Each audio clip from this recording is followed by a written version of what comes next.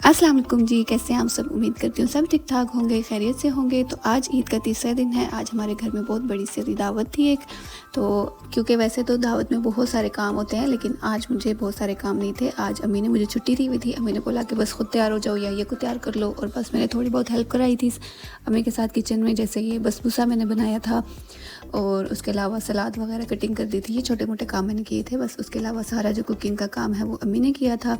अब यहाँ पे किचन थोड़ी देर के लिए खाली हुआ था, तो मैंने साथ ही बसबूसा तैयार किया, और इसके ऊपर ये मैं इस तरह से गार्निश करती हूँ इसको बादाम के साथ। तो अब बात कर लेते हैं अपनी ड्रेस की। तो ये मैंने आज ब्लैक कलर की ड्रेस निकाली है। तो ये मैंने पहले ही सोचा पता कि जिस दिन कोई स्पेशल दावत होगी ना, तो उस दिन मैं ये पहनूंगी। तो ये मैंने आज निकाला है। साथ में ये की भी ब्लैक ड्रेस निकाली है। हम दोनों की आज ट्विनिंग है। इस टाइम पे ना ये सो रहा था, तो मैं पहले खुद रेडी हो जाऊँगी, फिर उसके बाद यही को रेडी करूँगी।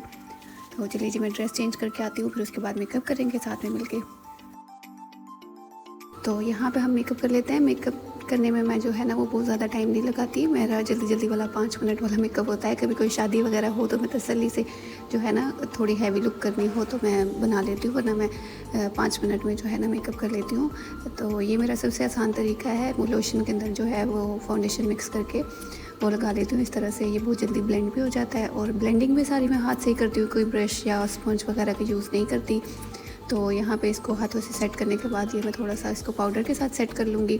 आप भी इस तरीके से ना एक दफ़ा लाजमी ट्राई करिएगा कि इस फुल लोशन के अंदर मिक्स करके ना अपना बीबी क्रीम या फिर फाउंडेशन जो भी आप यूज़ करते हैं, आप इस तरह से लगा के चेक करिएगा। अगर आपकी ड्राई स्किन है तो अगर ऑयली है तो आप फिर देख लीजिएगा, वरना इस तरह से ब्लेंडिंग ना बहुत आसान हो जाती है। मेरी ज़िंदगी में तो बहुत आसानी आई है इस चीज़ से।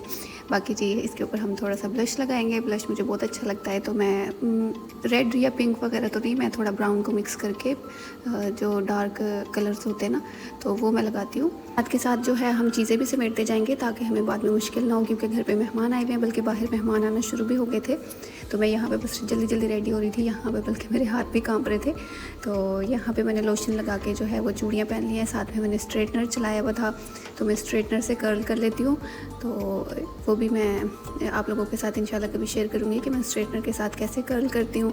और साथ में इयररिंग्स वगैरह पहनेंगे, और ये लिपस्टिक और मस्कारा हमारा रह गया वो भी लगाएंगे। साथ में हल्की फुल्की ज्वेलरी पहनेंगे, और फिर बाल बना लेंगे। बस इतना ही मेरा काम रह गया था। अब यहाँ पे मैं जो है ना कॉर्नर पे वो आईलाइनर लगा रही थी, तो वो थोड़ा सा मुश्किल होता है, तो मुझे शीशे के करीब जाना पड़ा।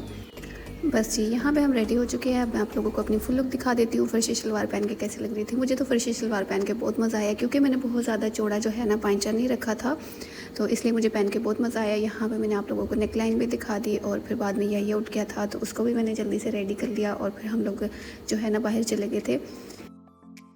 तो बाहर निकल के मैं आपको किचन की हालत कुछ दिखा देती हूँ। किचन में क्या क्या चीज़ें बन चुकी हैं और क्या रह गई हैं, वो भी मैं आप लोगों को दिखाती हूँ। यहाँ पे जी ये आलू और चिकन के कबाब बना के रेडी करके रखे हुए थे, इनको बस फ्राई करना था। यहाँ पे ये जो है ना पुलाव का मसाला बना हुआ है, ये चिकन का सालन था, ये आलू और गोश्त का सालन है, साथ में मीठे में ज़र्दा था।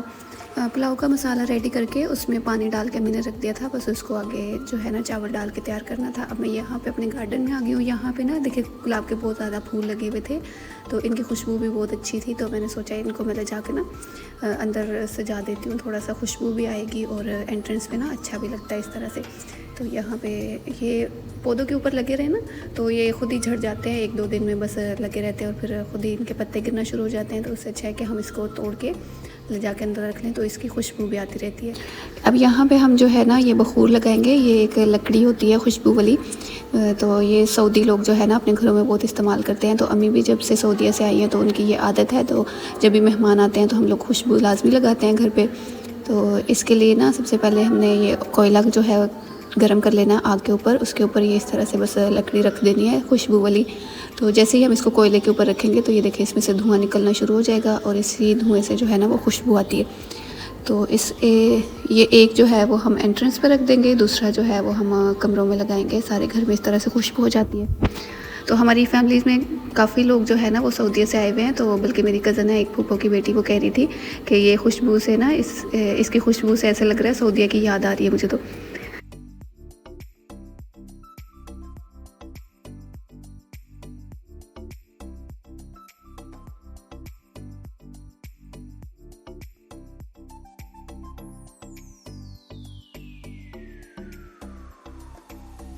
अब जी हम दूसरा वाला बखूर भी जला लेंगे और इसको थोड़ा थोड़ा हम सारे कमरों में लेके जाएंगे, ताकि हमारे कमरों में भी जो है ना वो एक अच्छी सी खुशबू आने लग जाए।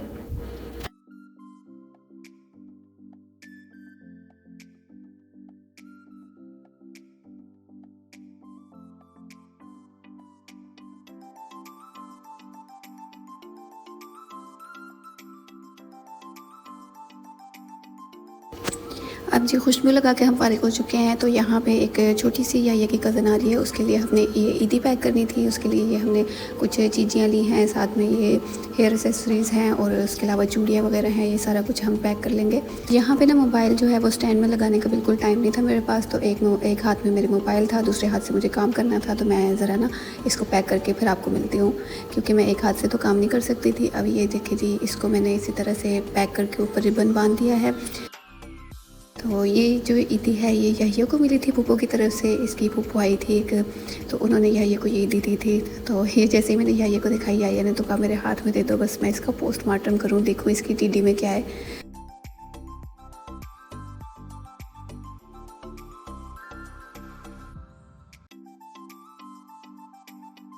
अब जो है मैं वापस अपने किचन की तरफ आ गई थी। सलाद मैंने पहले से ही कटिंग करके रख लिया था, उसको मैंने बोल में निकाल दिया। यहाँ पे ये मेरी कज़न ने बहुत प्यारी सी, उन्होंने ये सारी टिक्कियाँ वगैरह फ्राई कर दी थी।